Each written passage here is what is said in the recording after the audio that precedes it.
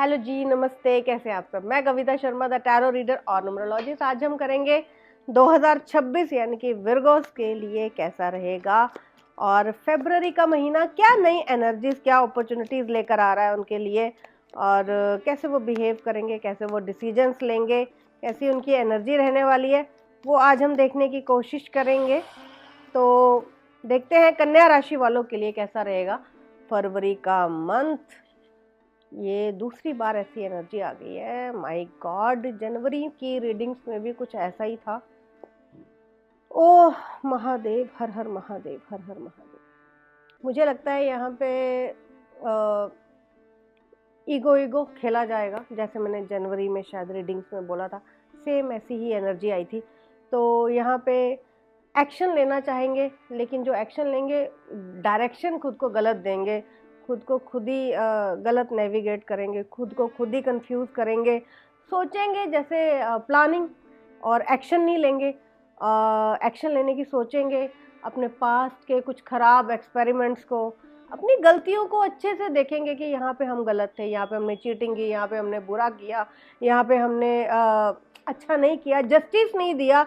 तो यहाँ पे वो सारी चीज़ों में खुद को घिरा हुआ महसूस होने के बावजूद भी जितने भी मेरे विर्गोज हैं वो सरफेस पे चीज़ें नहीं आने देंगे। वो सरफेस पे आके ऐसे बिहेव नहीं करेंगे कि जैसे गलती उनकी थी वो सॉरी मांग ले, गलती मांग लें, गलती मान लें या अपनी गलतियों पे अफसोस करके दिखाएं। किसी के सामने नहीं झुकेंगे, वो झुकेंगे नहीं, वो तो भाई भूल जाएं आप। लेकिन मुझे लगता है यहाँ पे फिर वो ईगो बीच में आएगा और सामने वाला पार्टनर भी आपके लिए भारी पड़ सकता है। वो अगर कह सकते हैं, अगर तो उसकी एनर्जीज बहुत ही फेमिनिन है तो किसी हद तक शायद वो गिव अप कर दे आपके ऊपर। लेकिन अगर उसकी एनर्जीज बहुत ही ज़्यादा मैस्कुलिन है, आपके जैसी हैं, और वो डिसीजंस अच्छे ले सकता है या ले सकती है, तो डेफिनेटली यहाँ पे एक रिश्ता ताक पे लग सकता है, टूट भी सकता है, सिरे से चीज़ें खारिज हो सकती हैं, ख़त्म हो सकती हैं। जो भी टॉक्सिसिटी थी इस रिलेशन में मुझे बढ़ते हुए दिखाई दे रही है। तो मुझे लगता है कि फरवरी में कुछ चीज़ों को टोटली होल्ड ऑन कर दें। कुछ ऐसा अगर रिश्ता है जो तोड़ना नहीं चाहिए या टूट नहीं सकता, थोड़े समय के लिए चीज़ों को होल्ड ऑन कर दें। किसी सिरे किसी भी नतीजे पे ना आए, उसे छोड़ना है, उसे रखना है, उसके साथ क्या करना है, उसको सुधारना है, खराब करना है, गलतियां गिनवानी है। मुझे लगता है यहाँ पे होपलेस सिचुएशन हो जाएगी।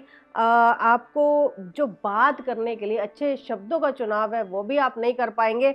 वो वहाँ पे भी आप मुझे थोड़ा से कमी आप में दिखाई दे रही है, और हो सकता है, बहुत बहुत पॉसिबिलिटी है कि आपको लग सकता है कि यहाँ पे हमें चीज़ें ठीक करनी थी, हमें चीज़ों को सुधारना था, आर्ग्यूमेंट नहीं करने थे, सिचुएशन से निकल जाना था, साइलेंट ट्रीटमेंट दे देते।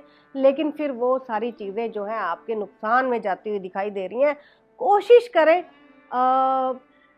भगवान का आश्रय लें, अपने रिश्ते को भगवान को सौंप दें, चीज़ें जो है डिवाइनली होने दें, गो विद फ्लो होने दें। अगर कुछ चीज़ें आपके फेवर में नहीं हो रही तब भी थोड़े से एक्सेप्टेंस में आ जाएं, पेशेंस के साथ काम लें, थोड़े से पेशेंट रह के बात करें। जहाँ अगर आपको लगता है कि 100% किसी और की गलती है, अगर रिश्ते को बचाना है तो थोड़ा सा पोलाइट बिहेव करें, थोड़ा सा झुक जाएं, रिश्ता बच जाए, इतना अच्छा, इतना सॉफ्ट बिहेवियर हो आपका। चीज़ों को जाने दें, बर्दाश्त कर लें, ये अभी आपके लिए एडवाइस है। आई एम सॉरी टू से, मैं बिल्कुल किसी से ये नहीं कह रही कि वो अपना सेल्फ रिस्पेक्ट को दाव पे लगा के वो रिश्ता बचाए। पर अगर लगता है कि बहुत एक लंबा सफ़र तय किया है, किसी रिश्ते में शादी जैसा कोई रिश्ता है या कोई बहुत लंबा एक रिलेशनशिप है, बहुत सालों से आप लोग साथ हैं, और ये एक वक्त आ गया है जहाँ पे कुछ कॉन्फ्लिक्ट हो भी रहे हैं, तो ये इसे समय, एक बुरा समय सोच कर समझ कर थोड़ी देर के लिए चीज़ों को आप संभाल लें, आप झुक जाए, आप चीज़ों को थोड़ा सा बर्दाश्त कर लें, तो रिश्ता बच जाएगा, एक अच्छा रिश्ता टूटने से बच सकता है। तो मुझे लगता है यहाँ पे फिर जो विर्गोज हैं एक सर्टन लिमिट तक ही वो बर्दाश्त करते हैं। ईगो बहुत ज़्यादा पाया जाता है, रिजिड हो जाते हैं, स्टबन हो जाते हैं चीज़ों को लेके। वो चाहते हैं कि उन्हें हर एक छोटे से छोटा लेकर बड़े से बड़ा आर्गुमेंट भी जीतना है, हर सिचुएशन से उन्हें जीत कर निकलना है, उनको सही होकर निकलना है। तो ये जो सोच होती है सम टाइम आपके लिए थोड़ी सी मुसीबत का कारण बन जाती है, आपके पार्टनर को भी लग सकता है या काम करने की जगह पे आपके कलीग्स को भी लग सकता है, कहीं पे भी लोग आपको ऐसे जज कर सकते हैं कि आपको सिर्फ अपनी पड़ी है, अपने लिए आप सोचते हैं, या आपको अपनी इमेज की प्रॉब्लम है, आपको दूसरों से कोई लेना देना नहीं है, दूसरों की भावनाओं से आपको कोई मतलब नहीं है। आपको सिर्फ अपने ट्रेडिशंस, अपने रिचुअल्स, अपनी कम्युनिटी, अपनी सोसाइटी, अपने नेचर, अपनी आदतों, अपनी रूटीन, अपनी सेल्फ की बात करनी है। जबकि आपके साथ अगर जो इंसान रिश्ते में है, उसकी भी एक अपनी पर्सनैलिटी, एक आइडेंटिटी है, उसको भी जस्टिफाई करें, ना कि उसे सेक्रीफाइस करने के लिए बार बार आप बेचैन करें या थोड़ा सा प्रेशराइज करें। ये सब चीज़ें जो है आपके लिए कारण बन सकती हैं रिश्ता टूटने का, या कोई जॉब बदलने का, कोई जॉब छोड़ने का, किसी पार्टनरशिप के ख़राब हो जाने का। ये करियर और फाइनेंस और रिलेशनशिप कहीं पे भी ऐसा माहौल बन सकता है। तो थोड़ा सोच समझ कर, इतना रिजिड ना हो जाए, इतने ज़िद्दी ना हो जाए कि आप चाहते हुए भी कि कुछ बच जाए, कुछ रिश्ता जो ख़राब ना हो, तो भी आप कोशिश ही ना करें, क्योंकि आपका नेचर वैसा है।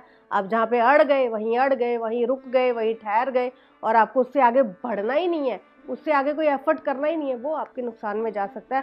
थोड़ी-सी कोशिश करें, सॉफ्टली, काइंडली बिहेव करें। अगर आप सँभाल सकते हैं, तो आप चीज़ें सँभाल लेंगे, अगर आप चाहेंगे तो। ये एक एडवाइस है, तो कोशिश करें चीज़ें जो है सँभाल लें, तो वो आपकी फ़ेवर में जा सकती हैं। तो ऑल द वेरी बेस्ट, मिलते हैं नेक्स्ट रीडिंग में।